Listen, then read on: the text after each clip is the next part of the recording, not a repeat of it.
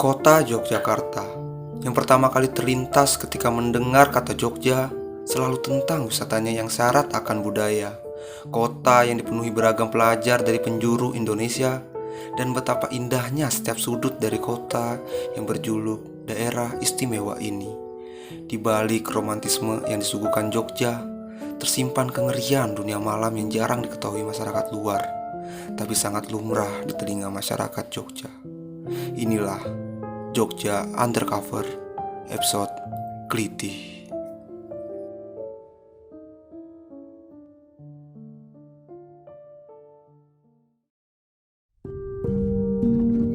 Kata Kliti sudah sangat akrab di telinga masyarakat Jogja. Dahulu, kata Kliti menjadi sebutan untuk menggambarkan aktivitas keluyuran tanpa adanya tujuan.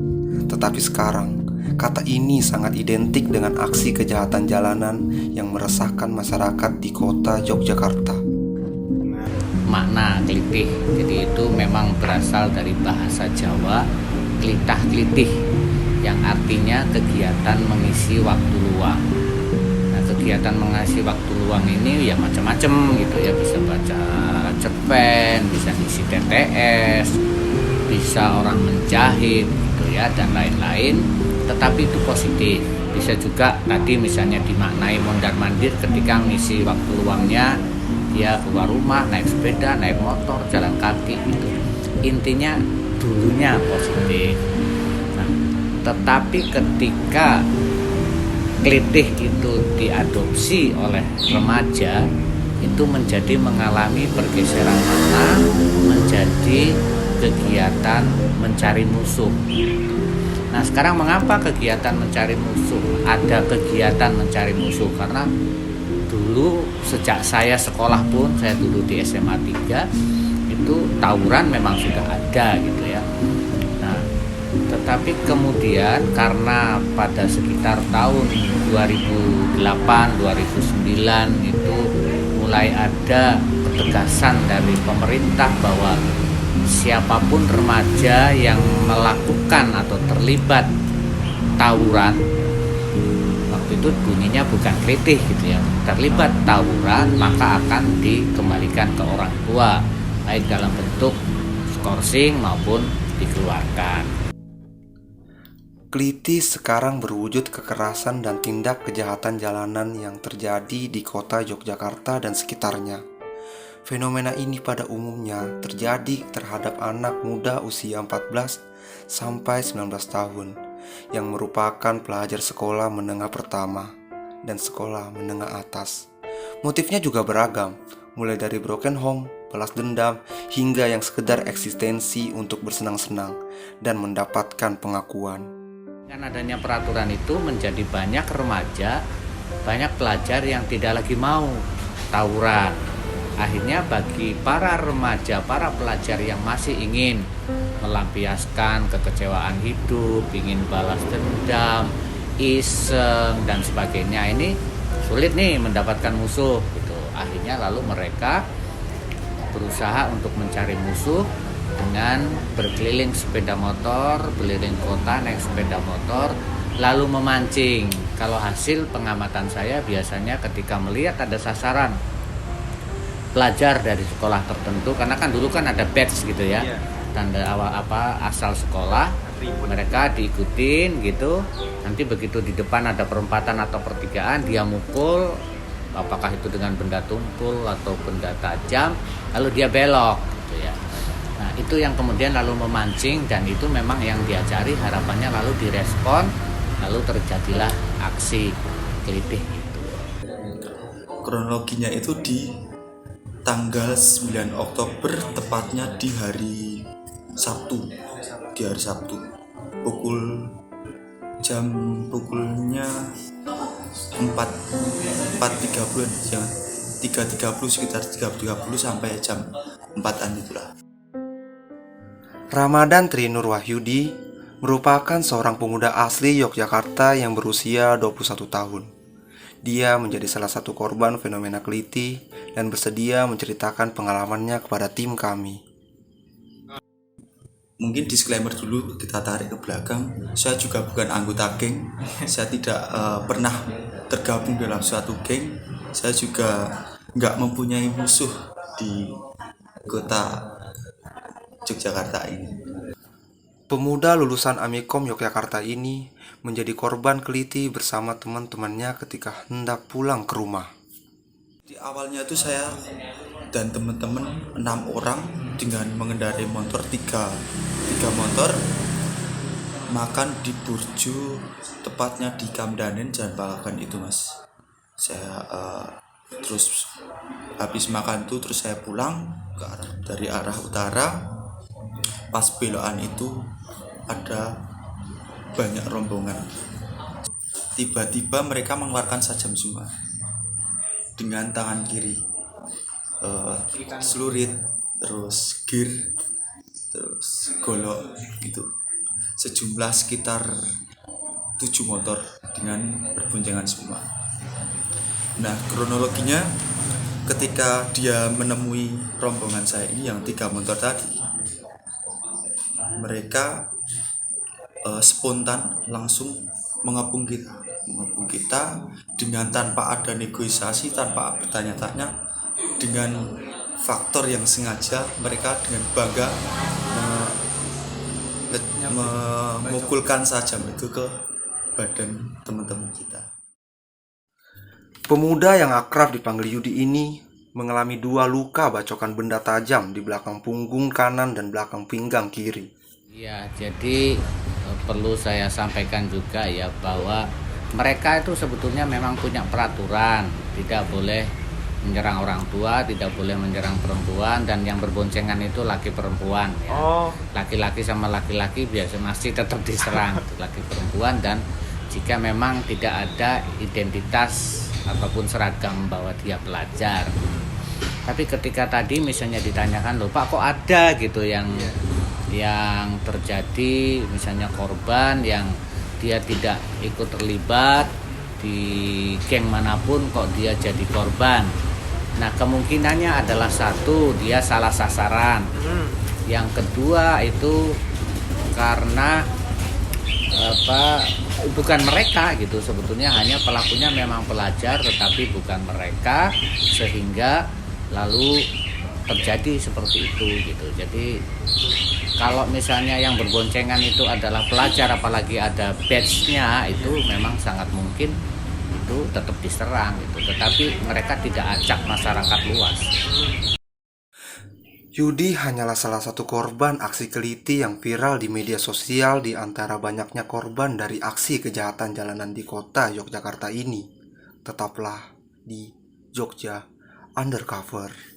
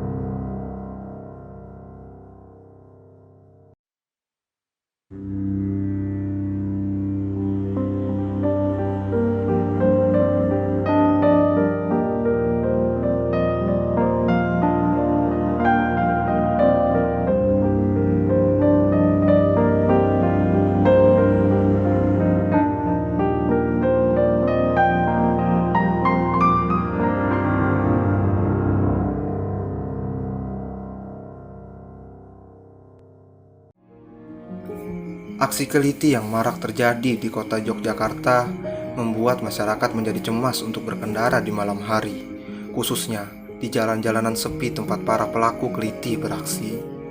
Menurut Mbak tentang maraknya keliti di Jogja ini? Oh, keliti. Kalau kayaknya sih kayak keluar malam tuh agak susah ya Mas, kayak takut gitu kan. Tapi kalau misalnya kayak rame-rame sama teman itu nggak apa-apa. Tapi yang aku dengar sih akhir-akhir ini kayak udah kurang gitu ya, tapi nggak tahu juga gitu loh Mas. Segitu aja. Mamanya nggak? Kalau menurut saya pribadi sendiri itu meresahkan ya, apalagi buat kita yang bertujuannya untuk liburan gitu ke Jogja.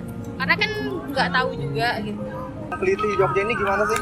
Meresahkan sih Mas, soalnya kan apa ya, Kelitih tuh kan orang yang nggak dikenal dibaca gitu kan. Maksudnya itu juga buat apa gitu kan? Orang nggak dikenal kok tiba-tiba dia itu nggak punya salah, nggak ada apa-apa, nggak ada nyari masalah juga gitu ya. Menakutkan juga sih Mas. Orang Jogja aja kan mungkin takut ya Mas, apalagi kita yang bukan orang Jogja gitu. Kalau saya pribadi itu dulu lebih ke ketenaran Mas. Dulu kan cari nama sama cari ya biar teman-teman tuh nganggapnya tuh wah ini mentalnya jadi nih bisa klite, berani klite, terus berani nyakitin orang itu dianggap mentalnya jadi Mas. Terus buat di lingkungan juga tuh kayak kita tuh bisa dipandang lebih gitu, tinggi derajatnya ketimbang yang lain. Pekil, nama samaran yang kami berikan untuk pemuda berusia 20 tahun ini. Dia merupakan mantan pelaku keliti yang aktif beraksi ketika masih duduk di bangku SMP. Nama dan wajah Pekil kami samarkan atas dasar keamanan narasumber. Tepatnya tuh 2015. Itu kan kejadiannya udah lama banget ya nih. Tepatnya itu kejadian di 2015, saya kelas 3 SMP. Masih SMP tuh? Masih SMP Mas, karena dulu lingkungannya lebih parah SMP daripada SMA. Nah itu saya mulai awal-awal tuh ikut konvoy. Yang kedua tuh setelah konvoy saya lebih memberanikan diri buat sendiri cari-cari mangsa, cari-cari musuh dari sekolah gitu kan. Dulu kan masih di musuh antar musuh gitu, bukan waton babat gitu. Terus mulai ke SMA itu udah berani waton babat Mas, jadi kita nggak lihat siapa musuh kita, yang penting tahu-tahu ketemu hantam aja gitu. Iya, jadi dulunya kan memang itu berawal dari setingkat SMA sebetulnya ya, dari tingkat SMA, tetapi mereka juga ketika mau merekrut tidak asal merekrut, tetapi akan mengamati terlebih dahulu siapa di antara teman-temannya yang memiliki kondisi misalnya sering melamun, sering nampak galau, apalagi dia sering curhat, yang dalam tanda petik dia bermasalah, baik di dalam lingkungan keluarganya, di lingkungan sekolahnya mungkin juga dia kurang berprestasi atau kurang mendapat perhatian, atau di lingkungan masyarakat. Nah ini yang kemudian lalu dicermati oleh mereka. Kemudian biasanya di sekitar tahun ajaran baru ini, mahasiswa baru itu mereka melakukan rekrutmen, melakukan sosialisasi tentang dalihnya biasanya solidaritas alma mater gitu ya. Tetapi sebetulnya ya tidak, itu mereka kumpulkan teman-teman yang memang punya masalah. Nah tetapi sekali lagi ketika ada peraturan itu mencari teman-teman yang SMA itu juga sulit, lalu mereka turun gitu, ke tingkat SMP, dan di SMP ternyata juga sudah mulai banyak anak-anak yang memiliki kondisi sosial psikologis yang tidak bagus. Sebagai informasi tambahan, Pekil sangat menyesali perbuatannya di masa lalu dan sudah lama berhenti dari segala macam kejahatan jalanan yang pernah ia lakukan. Kalau buat berhenti itu prosesnya lama Mas. Yang pertama kan saya dulu juga kecelakaan akibat dari klite tersebut. Jadi ligamen saya rusak. Dan itu di sini persendian. Itu nggak bisa sembuh. Terus yang kedua saya ketangkep polisi di daerah Jalan Ditogati. Ditangkap karena memang pada saat itu saya tidak mempertimbangkan apapun gitu.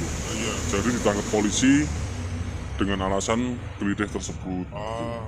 Ya, jadi kalau dari kacamata sosiologi kan ada teori opportunity ya, teori kesempatan, kemudian kontrol sosial teori. Kalau kontrol sosialnya kuat, seperti yang juga dinyatakan oleh Sigmund Freud misalnya, seorang psikolog gitu, bahwa manusia itu memang pada dasarnya memiliki kecenderungan berbuat tidak bertanggung jawab, tetapi kecenderungan perbuatan itu disimpan di dalam alam bawah sadar, karena di dalam kehidupan manusia ada sensor itu bisa berupa budaya, nilai-nilai sosial, dan norma sosial. Nah kalau tiga ini, sensor ini lemah, maka kecenderungan itu muncul ke permukaan. Nah, lalu siapa yang bertanggung jawab menjadi pengendali sosial ini? Itu sebetulnya antara lain lembaga keluarga.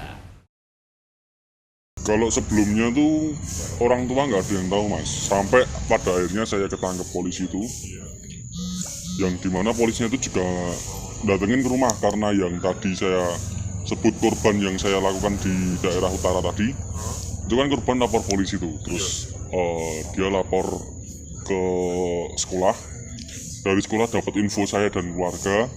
Mereka mendatangi rumah saya dan posisi saya itu lagi nggak di rumah gitu. Jadi orang tua tuh malah taunya bukan dari saya. Nah setelah orang tua tahu pun, saya salutnya sama orang tua saya, dia juga nggak marah. Yang pertama dia menegaskan bahwa anak muda itu emang suka gitu. Tapi justru dengan dia nggak marah tuh membuat saya sadar gitu. Yang buat saya berhenti juga salah satunya orang tua sih mas. Oh sebelumnya tuh alat yang sudah saya pakai kan dulu kan di kebetulan 2017 saya ketangkep nih. Semua alat-alat yang saya pakai itu udah dijadiin barang bukti, tinggal sisa ini yang nggak ketahuan polisi. Sama yang ini cuman jadi koleksi aja sih sebenarnya. Jadi yang dulu-dulu itu udah diambil semua sama polisi untuk jadi barang bukti yang ada di daerah sana, Sleman. Sekarang tinggal sisa satu ini yang nggak jadi, ketika saya melakukan aksi nggak terbawa oleh saya sendiri, karena memang dulu ketika saya melakukan aksi juga pikir banyak tentang ketika di jalan kalau ada jaring polisi kan mesti ketangkap ada saja. Jadi saya bawa yang lebih praktis aja seperti lollipop atau gear sih. Kontrol sosial dari masyarakat dan lembaga penegak hukum memiliki peranan yang penting sebagai salah satu bentuk penanggulangan aksi keliti, agar bibit-bibit bekil tidak bermunculan lagi di masa depan. Tetaplah di Jogja Undercover.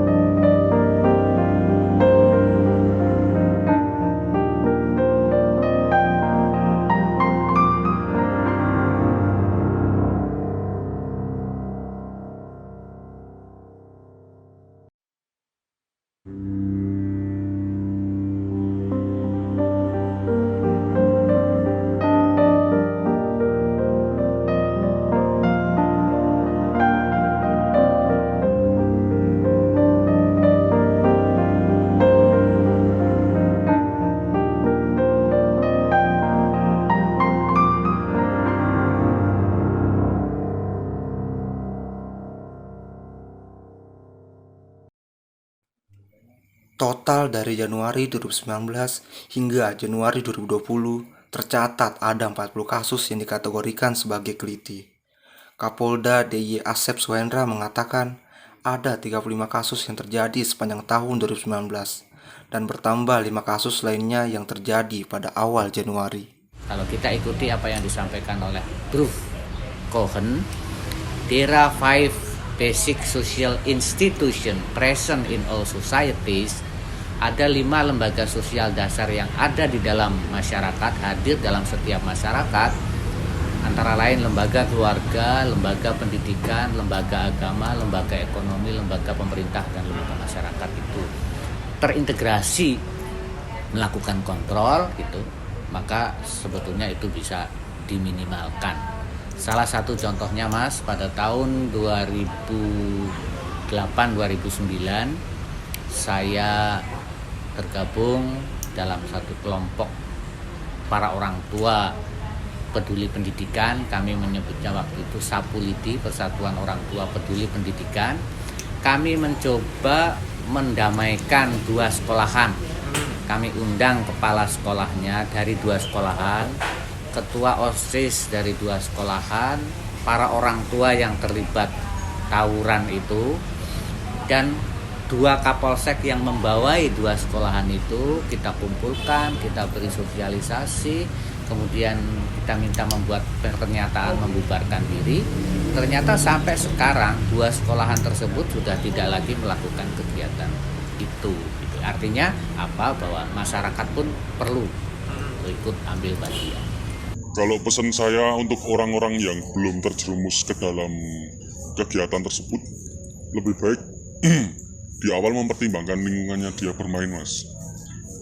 Yang pertama mempertimbangkan lingkungan, yang kedua bisa filter diri. Apa sih hebatnya seperti itu? Toh juga itu menyakitkan gitu. Ketika sudah terjerumus pun nanti yang repot bukan cuman dia sendiri, tapi orang sekitarnya gitu. Dan buat orang-orang yang udah terjerumus, bagaimana sih dia bisa keluar? Kalau dari pandangan saya, mereka bisa keluar dengan kesadaran penuh, Mas. Untuk dia melihat ketika dia menyakiti korbannya itu, bagaimana tanggapan si korban, bagaimana tanggapan orang tuanya, dan bagaimana ketika dia di posisi korban, itu harus disadari penuh biar mereka bisa berubah. Untuk menindaklanjuti yang seperti ini, apa yang mereka perbuat harus dipertanggungjawabkan dengan yang sebanding hukum yang harus dibenahi ataupun peraturan perundang-undangan yang harus dibenahi. Untuk selanjutnya, untuk pada pihak orang tua yang mungkin orang tua dari mungkin anak-anak yang masih di bawah, yang masih mencari jati diri itu di masa-masa SMP SMK, itu mungkin agak lebih dipantau karena itu sangat membahayakan di Jogja yang di malam hari ini. Ya, pesan yang pertama dari saya, mari kita lakukan kembali integrasi ya fungsi dari 5 lembaga tadi ya. Yang kedua, bagi pemerintah itu perlu meningkatkan intensitas kontrol gitu ya, apakah frekuensi patroli atau juga menambah personel untuk melakukan kontrol dan juga melakukan tindakan-tindakan preventif, meneruskan ya, ini sudah ada sebetulnya, meneruskan tindakan preventif, sosialisasi ke sekolahan sampai pada internalisasi, diresapi oleh para pelajar, dan institusionalisasi, ada contoh perilaku baik terhadap pelajar, guru maupun orang tua. Kemudian kepada masyarakat, saya berharap masyarakat ikut peduli gitu, karena dulu ketika kami bisa mendamaikan 2 sekolahan itu juga karena ada laporan dari masyarakat gitu, ada keramaian di sini, kita bersatu gitu ya antara masyarakat dengan guru dan orang tua, akhirnya bisa dilakukan. Pembenahan kontrol sosial oleh lembaga maupun masyarakat sangat perlu dilakukan untuk dapat meredam fenomena kejahatan jalanan yang dilakukan pelajar sekolah menengah ini. Sampai bertemu di episode berikutnya. Inilah Jogja Undercover.